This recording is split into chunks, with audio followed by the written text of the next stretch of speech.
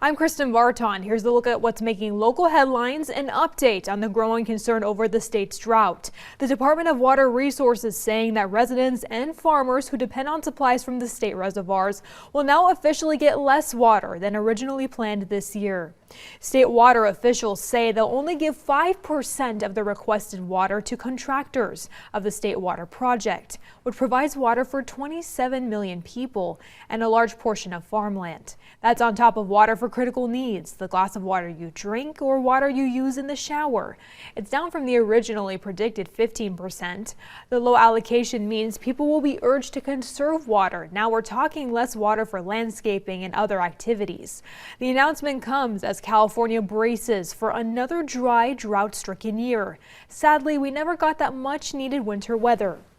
The president of the board of directors for the Kern County Water Agency responding to the announcement. He says it's becoming critical for everyone to conserve water, saying coordinated efforts are critical to maximize and optimize California's very limited water resources this year and to solve the long-term water crisis facing the state, end quote.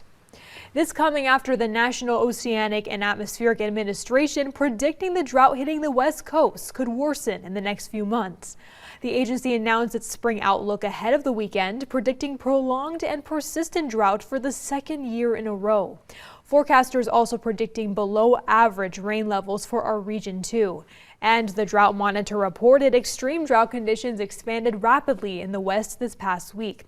With all this being said, let's take a look at our weather forecast here because we may get some much needed rain here this weekend. We're seeing a 50% chance of rain on Saturday. On Sunday, it does skirt down to a 30% chance of rain, but sadly, if it does even have any drops of rain here on the valley floor, we're only going to experience about half an inch of rain, a 78% chance of that if it does rain. So of course, we will monitor how that's going to look throughout the week because eventually as we go on into the week that rain will go away. So you see it come in for a brief time here on the valley floor in Bakersfield and surrounding communities, but it will leave us very quickly after that. So it will be a possible wet weekend and then a dry week with 80s throughout. That's because of a warm front coming our way, giving us these gorgeous temperatures of sunny skies and eventually 85 on Wednesday and Thursday in Bakersfield in the valley.